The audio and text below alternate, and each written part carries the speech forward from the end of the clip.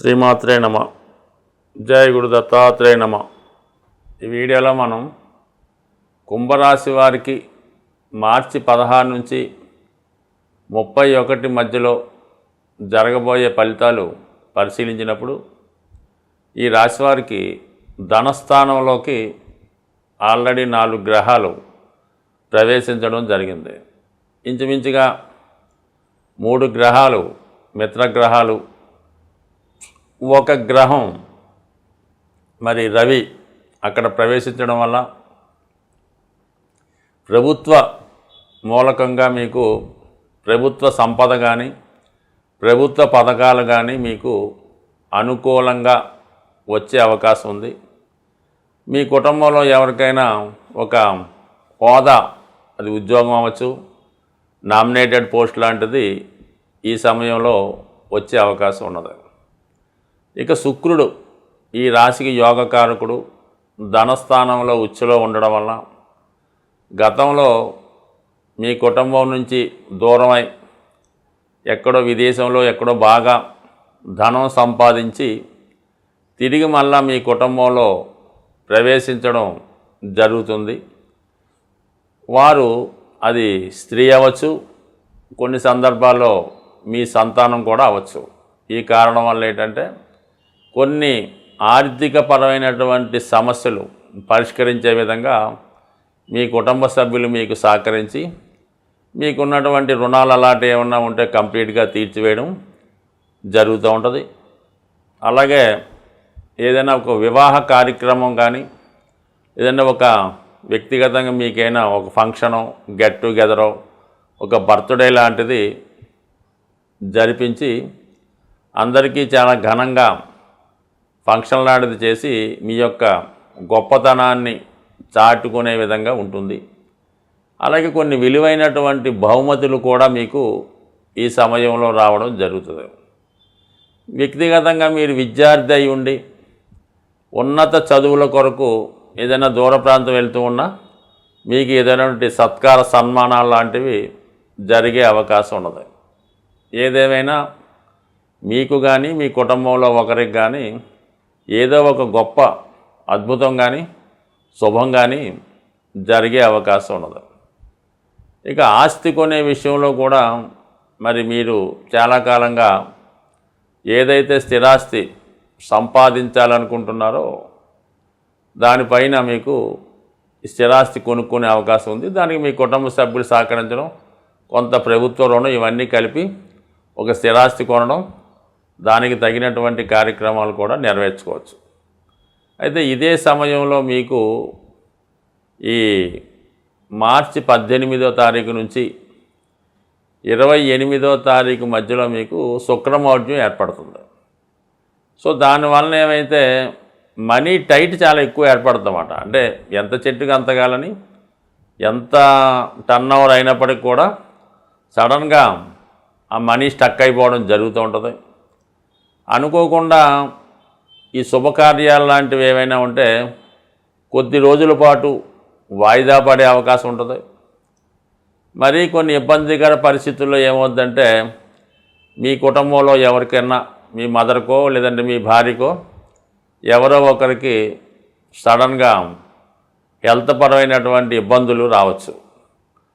దానివల్ల ఏంటంటే కొద్దిగా టెన్షన్ పడినప్పుడు కూడా ఈ శుక్ర గురువుల పరివర్తన కారణంగా ఒక గురువు యొక్క ఆశీస్సుల వల్ల కానీ మంచి వైద్యుని సహకారంతో మరి ఆ సమస్య కంపల్సరిగా పరిష్కారం అవుతుంది. కాబట్టి ఏదైనా మొత్తం మీద ఆరోగ్య విషయంలో ఏమీ ఇబ్బంది పడక్కర్లేదు.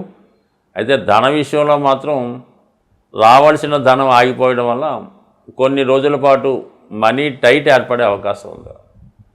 ఇక యాజిటీజ్గా మీరు గతంలో మాదిరిగా మళ్ళా కొన్ని వ్యసనాల మీదకో బలహీనతల మీదకో మనసు వెళ్ళే అవకాశం ఉంది.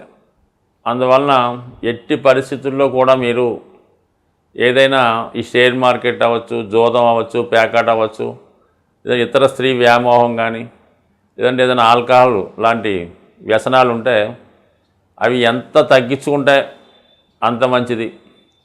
ఎందుకంటే రాబోయే ఏలినాటి శని ప్రభావంలో ఈ చివరి స్టేజ్లో మీరు ప్రవేశించబోతున్నారు కాబట్టి ఇప్పటికే చాలా అపకీర్తి మీకు మీ కుటుంబానికి కూడా రావడం జరిగింది కాబట్టి ఇప్పటి నుంచైనా మీరు చాలా జాగ్రత్తగా స్ట్రిక్ట్గా వ్యవహరిస్తే అది మీపైన మీ కుటుంబం పైన మంచి ఫలితాలు ఇచ్చే అవకాశం ఉంది.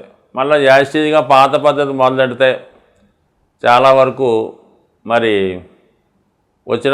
ఉన్నటువంటి ఇంకా ఇబ్బందులు ఎక్కువ అవుతూ ఉంటాయి.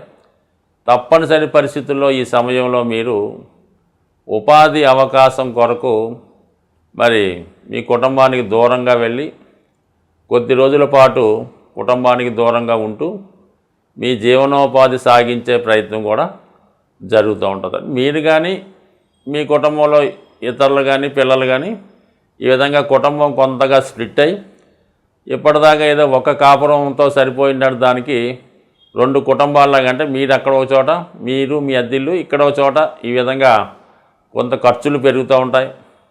ఏదైనా బాధ్యతలు తప్పదు కాబట్టి నిదానంగా వ్యవహరించుకుంటే మంచి ఫలితం పొందే అవకాశం ఉంది. ఈ గ్రహాల ప్రభావాన్ని నుంచి తప్పించుకునే వాళ్ళకి మరి ప్రతి నెలలో కూడా 2 ముఖ్యమైనటువంటి దినాలు రావడం జరుగుతూ ఉంటుంది.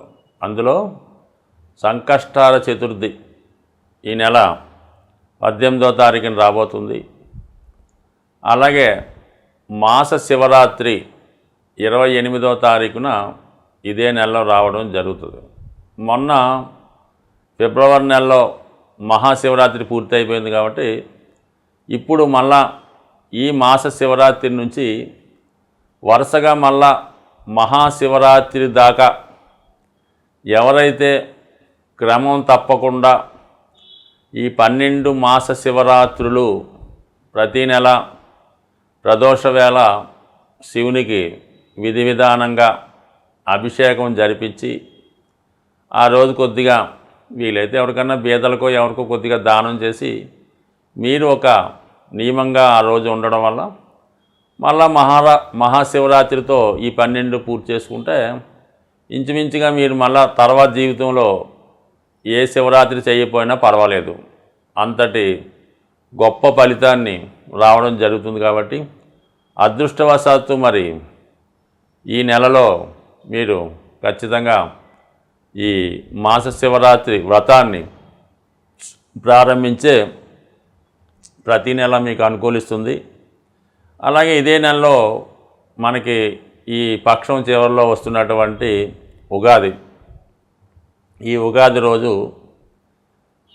ప్రతిదీ పండగ చేసుకుంటారు కానీ ఏదో ఒక సంకల్పాన్ని మీరు ఈ సంవత్సరం పెట్టుకుంటే ఆ సంకల్పం కోసం ఏదో ఒక సేవింగ్స్ లాంటిది చేస్తూ ఉండాలన్నమాట. అదేనా ఏ సంకల్పం అయినా మనీతో కూడుకొని ఉంటుంది కాబట్టి ప్రతిసారి కొంత ధనాన్ని ఆ సంకల్పం కోసం దాన్ని పూర్తి చేసుకుంటే ఏదో మంచి సంకల్పం చేసుకుంటే దానికి కూడా మీకు ఈ ఉగాది మంచిగా జరుగుతుంటుంది. ఈ మాస శివరాత్రులు ప్రతీ నెల చేసుకుంటే మళ్ళీ ప్రత్యేకంగా మళ్ళీ ఇంకేమి చేసుకోకర్లేదు. ఇవి చేసుకుంటే మొత్తం 360 రోజులు చేసుకున్న ఫలితం మీకు పొంది మరి చక్కని ఆరోగ్యాన్ని ఐశ్వర్యాన్ని పొందుతారు. ఇందులో ఈ ఏలినాటి శని ఉండాలి, అష్టమ శని ఉండాలి, అలాంటిది ఏం అక్కర్లేదు. ప్రతి ఒక్కరికి కూడా ఏదో ఒక భావంలో ఏదో ఒక విధంగా శని భగవానుడు కష్టాలు పెడుతుంటాడు. అంటే కష్టం అంటే అది మిమ్మల్ని క్రమశిక్షణలో పెడుతుంటాడు అన్నమాట. ఈ క్రమశిక్షణలో పెట్టే విధంలో అది కష్టం అనిపిస్తూ ఉంటుంది. అందువలన ఏంటంటే శని ఇచ్చిన ఏ ఫలితాన్నైనా దాన్ని మీరు పాజిటివ్గా తీర్చుకొని అమ్మాయి ఇక్కడతో ఈ బాధ్యత మనకు వదిలింది, ఈ రుణం తీరింది అనుకుంటే ప్రతిదీ కూడా మీకు ఆనందంగా సంతోషంగానే కనబడుతుంటుంది. కాబట్టి మరి చక్కగా ఈ 12 మాస శివరాత్రులు ఆచరించండి. అయితే కొంతమంది బాగా తెలివైన వాళ్ళు, కొద్దిగా మనీ ఎక్కువ రొటేషన్ ఉన్న వాళ్ళు ఏం చేస్తారంటే ఈ 12 మాస శివరాత్రులకి ఏదో శివాలయంలో శివరాత్రికి 250 చెప్పుని 3000 రూపాయలు కట్టేసేవండి, ఇక మేము 12 చేసినట్టే కదని చెప్తూ ఉంటారు. అది దానివల్ల మీకు ఎట్టి పరిస్థితుల్లో కూడా ఉపయోగం లేదు. మీరు ఏదైనా అవకాశం ఉంటే స్వయంగా శివాలయాన్ని దర్శించి కనీసం ఒక 10 రూపాయలతో కొబ్బరికాయ కొట్టినా పర్లేదు, కానీ ఈ పెయిడ్ అమౌంట్లు అలాంటివి చేయడం వల్ల మీకు పెద్దగా ఉపయోగం ఉండదు. పైపెచ్చి భగవంతుడిని ఏదో అవమానం చేసిన అంటే గుడి మెయింటెనెన్స్కి దానికి ఉపయోగపడుతుంటుంది. బట్ శ్రద్ధ ఇంపార్టెంట్ అని మా ఉద్దేశం. కాబట్టి ఆ కారణం వల్ల ఎవరైతే మంచి ఫలితం కావాలనుకుంటారో వారు ప్రతీ నెల విధి విధానంగా చేసుకోండి. ఎప్పుడన్నా మధ్యలో ఒక నెల మనం చేయలేకపోతే ఆ నెలలో మీరు టెంపుల్లో పేమెంట్ చేసి ఎక్కడున్న శివుడికి దండం పెట్టుకుంటే అదొక ఫలితం తప్ప ఈ టోటల్గా 12 నెలలకి ఒకేసారి కట్టేసి ఆ రసీదు జేబులో పెట్టుకుంటే ఆ పుణ్యం మన జేబులోకి ఏం రాదు. స్వస్తి.